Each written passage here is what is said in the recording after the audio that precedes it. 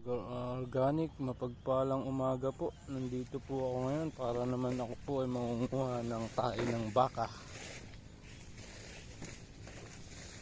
Wow, dami na naman ako makukuha dito na dahon-dahon. At mukhang basa mga ka-organic. Kung hindi tayo makakakuha ng dahon ay tae ng baka nito, pero subukan pa rin natin.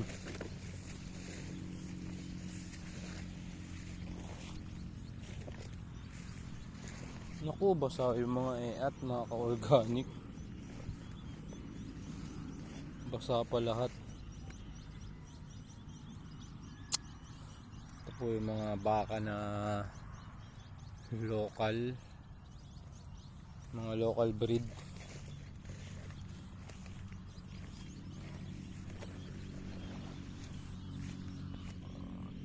Mga tae. Medyo basa po lahat ng tae mga ka-organic. Pwede akong kumuha, may matitigas. Pwede.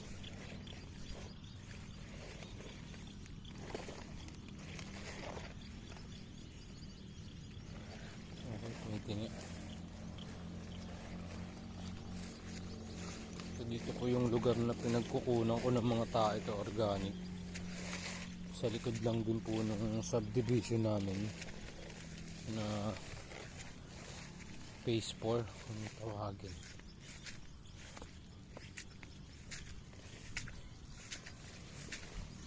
Wow, sigurado ako November, maraming December, marami na naman po ditong psychedelic mushroom mga ka-organic. Try po nating mag-ikot pa sakaling makatsyempo tayo.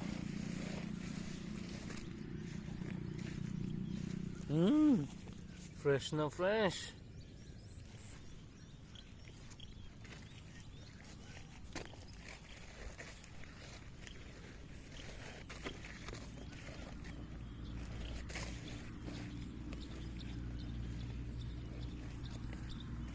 Yun po yung mga kailangan ko, yung mga fresh na yan.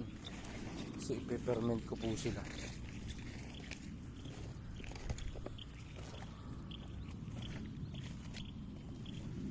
Dala pala ako ng gloves sa kanyang, pero okay lang kahit walang gloves, dadaklutin ko yun mga ka-organic. Tae lang naman yun ng baka.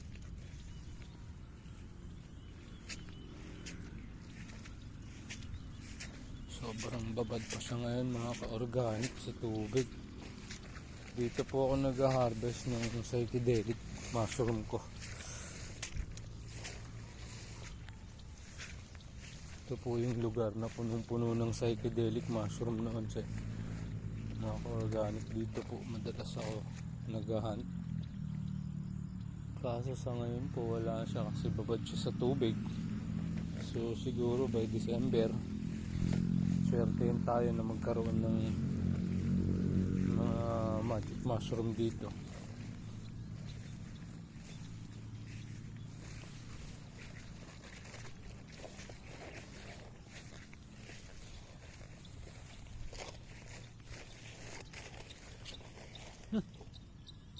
Pugo. Pag may pugo, may itlog. Saan yun siya galing?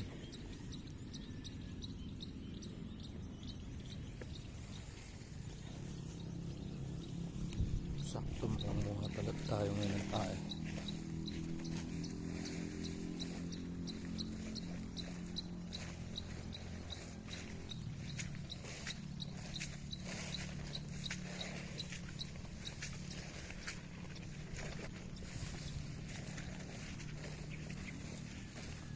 Mga organic, sobrang daming tae kasi pastulan po ito ng baka dito.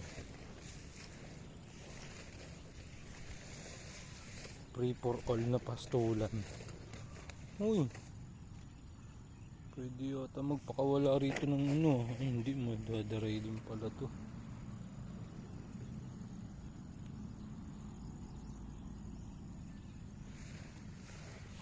Dati dito po nakalagay ang dalawa na yan kay organic. So ngayon pupuntahan po natin siya kasi doon po muna tayo po para bomba na organic, bomba na.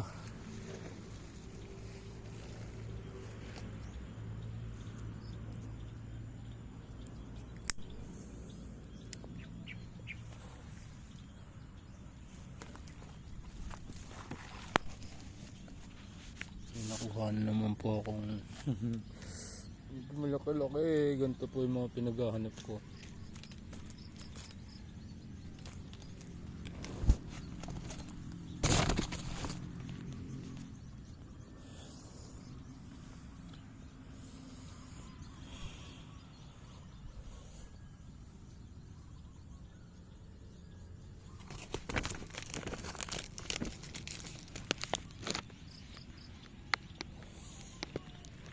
Dito po maraming organic materials na pwede ko mapakinabangan ka organic. Yung mga tinatapon ng subdivision, yung mga cuttings namin, halos dito po tinatapon lahat mga ka-organic. So nangangailangan po ako ng mga green or brown, dito po ako nagpupunta kasi dito po talaga sagana. May gulong pa dun, kukunin niya ata isang araw.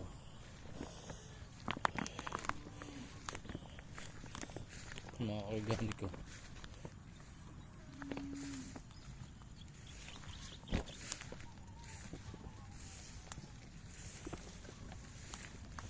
Ang laking gulong nito ah. Tapon natin para walang lamok.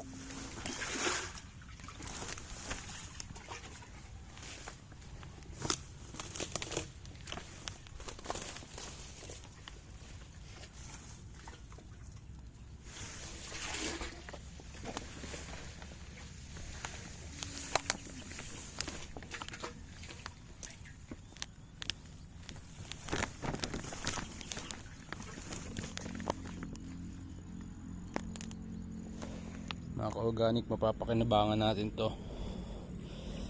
Ang ganda po. Iuwi kita mamaya.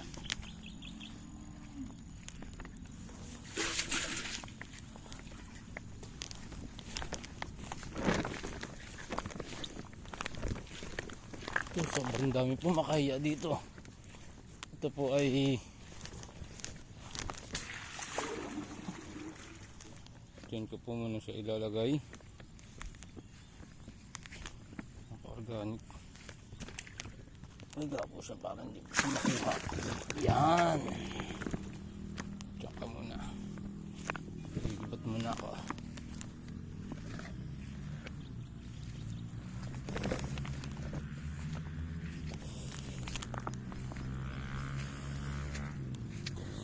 Ito po ang buhay ka-organic ng isang tatay na house husband po, kasi hindi po pwedeng makapagtrabaho gawa ng ako po yung naghahatid sundo ng aking anak sa tanghali kaysa tiba. So hanggat siya po ay nagpapahatid sundo sa akin, ako po hindi makakapagtrabaho ng full time. So mabuti na lang po at yung aking asawa eh napakahusay, talagang focus din po siya sa kanyang pagiging VA po kasi yung misis ko, mga organic. So kahit pa paano eh maganda po yung sahod, so nasusustain po namin kahit pa paano yung aming bahay, mga bayarin. Pero kahit pa paano naman po, ako naman po yung mga sideline.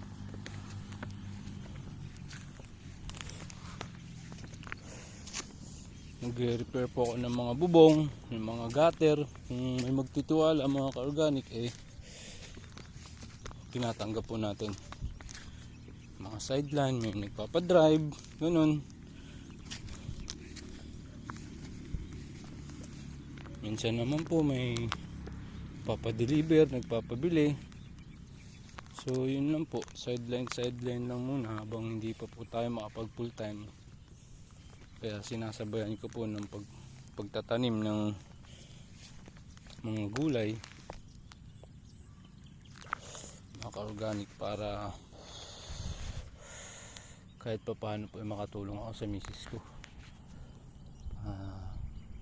Ito, bago paglipat po namin kailangan hindi na po kami masyadong mamili ng gulay, mga ka-organic. Gusto ko po kami may sarili na kaming mga tanim, simula sitaw, sili, talong, kamatis, alokbate, mga pang araw-araw na pwedeng sa maliit lang na garden o sa tub lang ay pwede mong mapatubo. Ayan, mga ka-organic, yun po yung gagawin ko. So ayun po, mga organic, sobrang dami pong ibon dyan ng mga maliliit. Ayun, mga maya. Dyan din po ako nangunguha ng pantulos ko dyan sa aking mga pananim. Sabi po kasi ng aking mentor, si Kuya Nicolo, at saka si Engineer Ala, isa po sa mga mentor ko na sa natural building, si Engineer Ala. Si Kuya Nicolo naman po may mentor ko po sa regenerative farming. So kung gusto niyo pong mag-training at matuto ng regenerative farming na tinatawag, pwede po kayo mag-train sa kanila sa Down to Earth, mga ka-organic. Pwede po kayo magpa-schedule. Tingnan niyo po, visit niyo po yung page downtoearth.com.ph. Si Kuya Nicolo po ay napakabait, isang farmer na galing sa Bukidnon, na ngayon nung nakabili po sila ng lupa din sa Batangas. Ako po ay sa Batangas nag-training, mga ka-organic. So kasi po demand po ngayon ng mga vegetable na organic, so sila na po ngayon nagsusupply sa buong Metro Manila. Mostly yung mga supermarket po, sila po ang nagsusupply. Ganitong klase ng organic. So wala tayong choice, kunin natin ito ng basa, kasi kung hindi natin ito kukunin, mga ka-organic, ang laki iba po ang kukuha niyan. Meron po akong rito, kompetensya na nung ginagawa naman po niya, ibinibenta niya. Na po tayo habang tayo ay naglilibat. Dini po ay sobrang daming ibon na yun.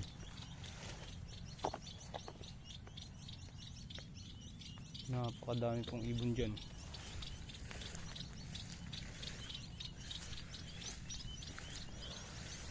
Buwan ba na? Follow niyo po yung page ng ating mentor, Down to Earth.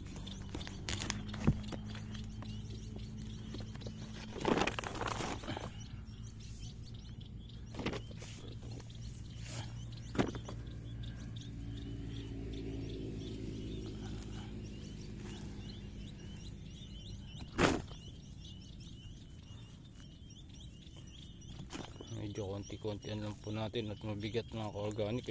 Masakit po yung aking balakang gawa ng pagkakabuhat ko po nung malaking katawan ng saging nung nakaraang araw. Ay naku, sus niya, nagkamali ako ng angat. Siyempre po tayo may edad na, 42 na po ako, lumagotok, mga ka-organic. Ay sus niyo.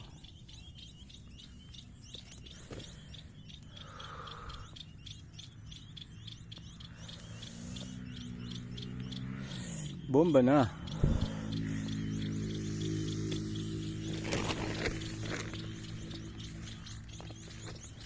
Ako, sobrang dami lang yung mga pipit.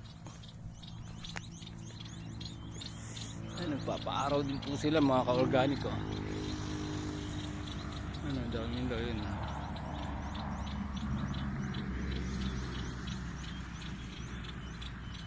Kulang iba. Po, mga nagpa-practice pa lang lumipad yung ibang mga ka-organic.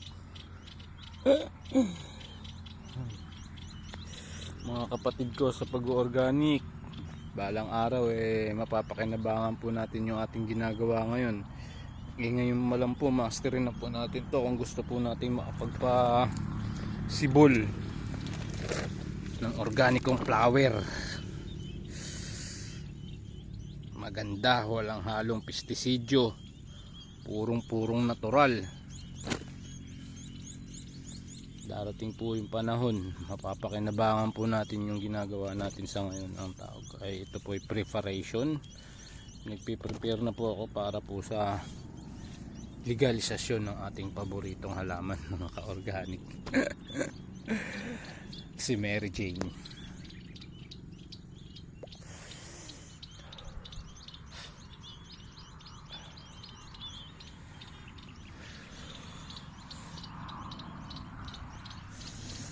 Konti pa lang po yung tae natin, mga duming kalabaw, mga ka-organic. Ikot pa po tayo.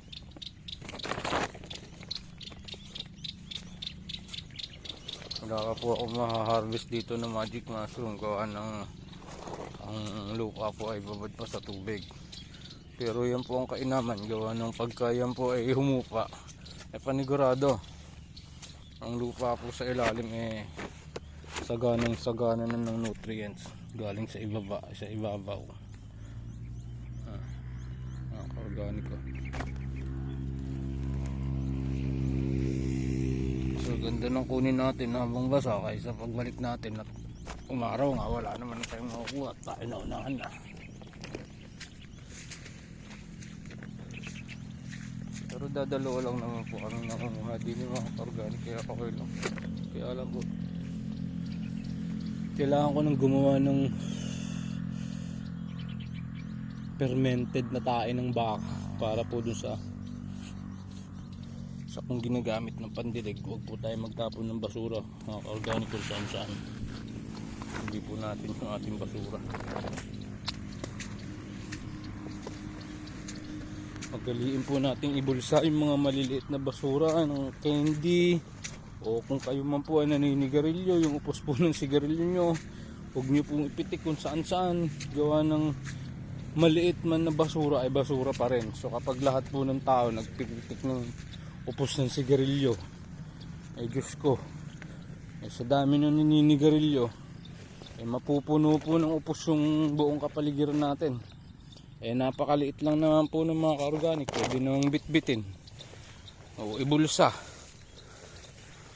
diba? Sana po tulungan po natin yung ating kapaligiran, sapagkat yung ating pong mga kababayan yun sa ibang lugar, sila po binabaha. Grabe po yung pagbaha. Alam niyo po ba kung bakit? Gawaan po ng epekto ng pagkakaputol po ng kanilang mga puno doon, at yung kanila pong kapaligiran kung tawagin po baga ano na siya, disyerto. Kasi po nawala na ang mga puno sa mga lupa po doon, wala na rin masyadong ganire mga halaman. Ito po, pwede to sa regenerative farming o no-tilting na tinatawag, kasi kita nyo naman po sobrang taba, walang gumagalaw. So sana mapagbigyan tayo ni Villar Group, kasi ito po napakaganda talaga, napakaluwang po nito, pwedeng magamit, pero nakabuyang-yang lang. Pwedeng taniman ng mga gulay na organiko, sayang. Na organiko, kita nyo ba yan, binungkal na nila. Yan sila, yung tumutulong para mabilis na mapunta yung nutrients, yung mga uod na yan. Nagtago na. Dali natin sa bahay yung mga uod. Ano ba itong mga to? Diyan kayo, kainin nyo lahat yan.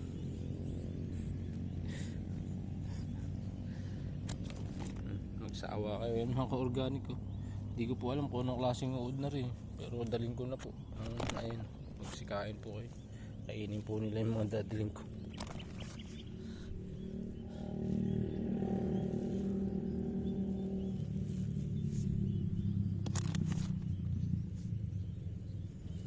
Sa Sa biodynamic composting kasi mga ka-organic, kailangan po itong tae ng kalabaw, tae ng baka.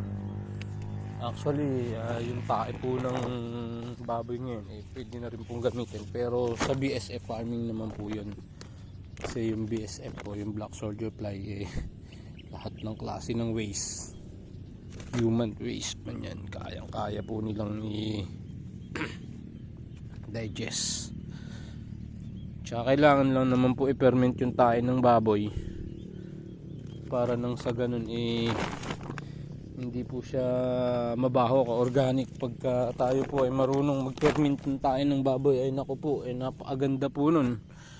Mataas din po sa protina yung tae ng baboy mga ka-organic, sa totoo lang.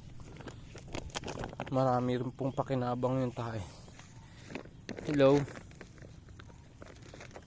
Scratch. Scratch. Nagpapa-scratch po yan.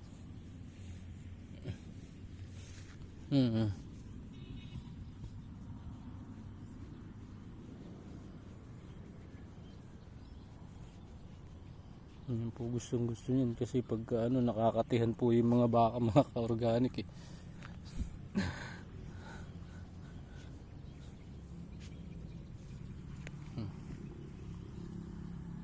Kumain ka ng marami. Tapos kumain ka rin ng marami, mag-food trip ka na mag-food trip. Para nang sa ganun may mabahayan yung mga mycelium ng mushroom. Nang meron tayong ma-harvest, arating tayo sa ibang dimension. Ang kulit ka organic, no? Ganito po talaga minsan eh. Kailangan ginajaming mo rin yung mga hayop eh. Actually, mababait po talaga yung mga baka dito, lalo na yung mga local breed. Ito po local breed po ito ng baka. Maliliit lang po siya, pero ito pong klase ng baka na to, hindi po siya kagaya ng Brahman ka-organic. Hindi po siya namimili. Kahit ano pong damo kakainin po niya, basta siya po ay nagutom. Ang Brahman po ay meron lang silang hindi nila basta kinakain yung mga lokal natin na mga damo. So may mangilan-ngilan po silang mga damo na hindi kinakain. Nagpapa-scratch na naman po siya. Alam niya siguro na ay nako, makakabili rin ako ng baka na kagaya mo. Mag-iipon lang ako ng pera. Iipon lang tayo ka organic.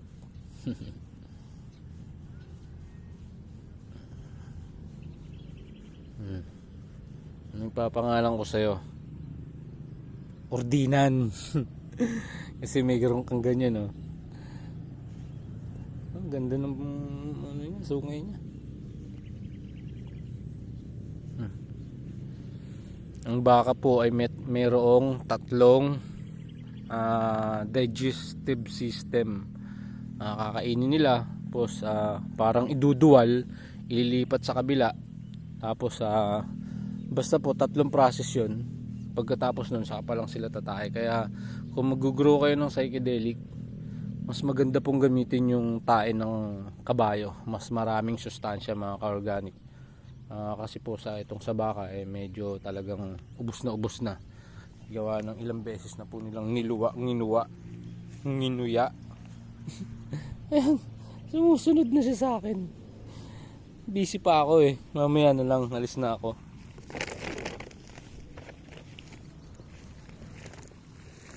Ayan mga ka-organic ko. Bye. Paalam na tayo kay Haring Baka.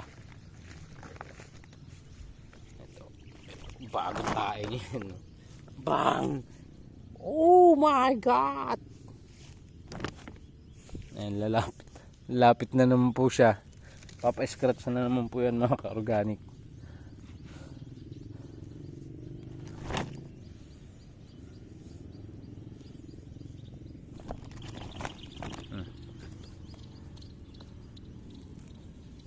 Salamat sa tae.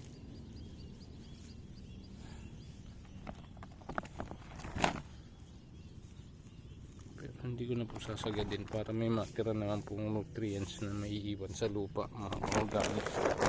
Kasi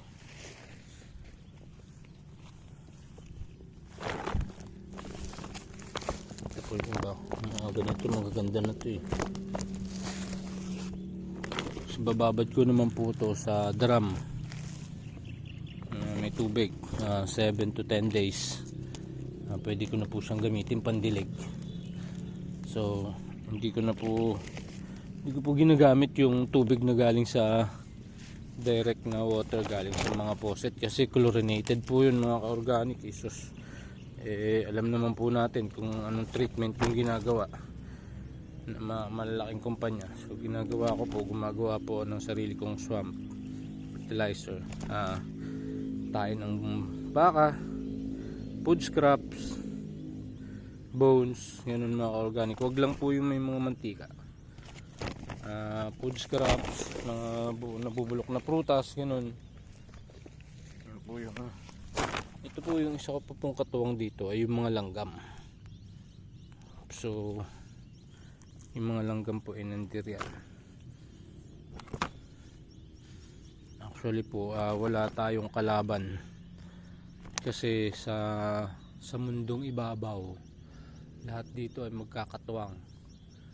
Oo, sinasabi nilang predator at saka yung mga kinakain ng predator, ganun din naman po ang tao. Tayo po, kinakain natin yung mga hayop ng halaman, kinakain ng mga hayop, diba? Cycle lang po. Pag namatay tayo, kakainin naman tayo ng mga microorganism na nandito sa lupa. So tayo naman ay kakainin naman ng mga halaman. So akala mo tayo lang ang kumakain sa halaman pag tayo namatay. Kaya ako po, pag ako'y namatay, gusto ko didecompose po ako, tapos magkakaroon ako ng seeds sa aking katawan na siyang pag tumubo meron akong alaala na naiwan na gusto ko po, fruit bearing. Isa po sa mga paborito ko ay lansones, rambutan, yung mga yan. Kaya alam po, mas maganda ngayon yung mabolo kasi kukunti na lang po ang mabolo mga organ. So gusto ko po kung ako'y mamamatay, meron po akong mga seeds ng mabolo sa aking katawan. Siguro po siguro mga 12 sapat na po yun, mga organiko, mga makahiya. Alam niyo po ba yung makahiya isa rin po yan sa magagandang gamot. Yan po ay herbal plants. Yan pong damong Maria damong Maria, makahiya. Tama na to. So yan po mga ka-organic. Ito naman pong isa na to, yan po ay mushroom. Kapag yan po ay nalapit sa pader, pumuputok po yan, nagtatapon po siya ng maraming spore print mga ka-organic. Mushroom po ito, fungus din po siya. Nakalimutan ko lang po yung tawag sa mushroom na yan. Sasabihin ko po yan sa inyo sa susunod po ng mga video. Pero napakaganda po ito, namamaril po ito ng spores. Tapos nagkakaroon po ng mga mantsahan po yung pader. So ito, may ahas tayo nakita mga ka-organic. May ahas yan ahas to ahas yan siya ka-organic, maliit na ahas.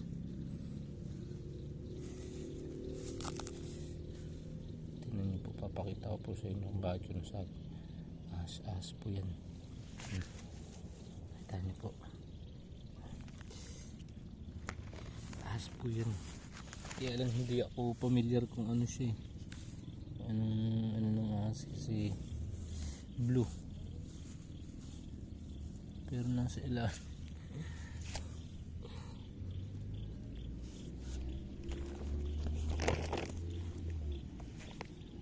Babalik po muna ako mga ka-organic. Ako po kabigit na rin dala ko. Alam niyo po mga ka-organic, pagpasensyahan niyo na. Paiba ang akin po mga tono iba't iba. Gawa ng ako po kung saan saan po natira. Marunong din po ako mag-Ilocano mga ka-organic. Ayun si kuya mga ka-organic. Ayun yung kakompetensya ko na nangunguha ng dumi ng baka din. Ayan si kuya, isa sa mga may-ari. Pero siya po talaga yun may karapatang manguha ng tae. Kasi siya po ay may-ari nun. Isa sa mga baka na nandun. So sa kanya rin po ako bibili ng baka mga organic. Pagka ako po ay nakaipon na po sapat, bibili po ako ng baka para hindi ko na po kailangan lumayo. Meron na po sariling supply ng tae. Nakaserve si Bruno. Si Bruno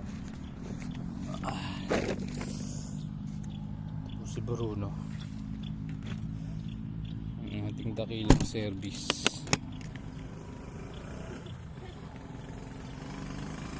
Mga ka-organic, sa susunod po ulit na video, huwag niyo pong kalimutang mag-like and subscribe. Follow. Ayan po, napakaganda po ng ating umaga para po tayo makapag-vitamin D. Ito mga pataba. Pag yan po ay natuyo na mga ka-organic, kukunin ko po yan dito kahit na mga yan. Ako po nangungulit. Dami, unlimited. So, sabi nga po ng aking mga mentor, gamitin mo kung ano-ano nandyan sa iyong paligid. Hindi mo kailangan bumili, hindi mo kailangan gumastos. Ang kailangan mo lang mag-effort, magbigay ng oras, at maghanap kung ano yung mapapakinabangan. Ang basura ng iba ay kayamanan ng iba. So mga ka-organic, sabi ng subdivision ng admin namin, basura lang daw yan. Para po sa akin, yan ay kayamanan ko. Yan po ay siyang magiging dahilan ng isa sa ating pagganda ng buhay. Magpapatuloy lang po tayo at huwag panghihinaan ng loob. Ito pong mga to, harvesting ko po to, kukunin ko po to sa kanila. Kita niyo po. Kasi kailangan ko po to sapagkat ito naman pong alateris ka-organic, alam nyo. Ito po ay tinutubuan ng kabute na tengang daga. Hindi ko po maintindihan kung bakit sa aking pagsasaliksik dito po sa buong subdivision namin, lahat po ng mga pinutol na mga sanga o puno po ng aratilis, laging may tumutubo na tengang daga. So ibig sabihin po, magandang substrate itong halaman na ito, itong puno pala na ito. So totoo lang po, ito rin po ay isa sa mga medicinal fruit bearing trees. Ang bulaklak po nito ay pwedeng gamitin ilaga pang po sa diabetes mga ka-organic. Pati rin po yung dahon nito mga ka-organic napakaganda, napakabisa. Yung mga dahon po niyan pwede nyo po yung ilaga at gawing tsaa. Napakadaming pakinabang po nitong underrated na halaman na po ito na hindi alam ng iba. Yung kapitbahay nga po namin na aning, pinagsabihan ko po yung mga anak na huwag magtatapon ng plastic kung saan saan, nasiraan ng ulo. Pinagpuputol po yung yung alateris, nakakaawa. Ang dami pa namang ibon na pumupunta doon. Ewan ko ba dun sa tatay na yun, imbis na turuan yung mga anak na huwag magtapon ng basura kung saan saan, parang nagalit pa siya kasi sinabihan yung kanyang mga anak. Kaya ngayon wala na silang shade, kami meron mga ka-organic. Maraming salamat sa puno ng alateris. Itong alateris sobrang daming health benefits. Sa mga may diabetes dyan, ito po ang gamitin ninyo mga ka-organic. Yung dahon po nito pwede nyo gawing tsaa. Yung bunga po nito napakaganda sa ating digestion. Sus mio, hindi lang po nila masyadong alam. Napakaganda po ng dahon ng puno pala. Itong aratilis. Ito po. Siguro po sa susunod na araw pupunta na ako din at harvesting ko na rin mga brown. So inahayaan ko lang po silang mabulok. Pati po rin mga ganir kinukuha ko rin po mga organic, mga twigs. Kailangan din po kasi natin ito. So inahayaan lang natin silang ipagtatatapon dito. Yung mga sinasabi nila mga basura. Walang basura sa pag-organiko.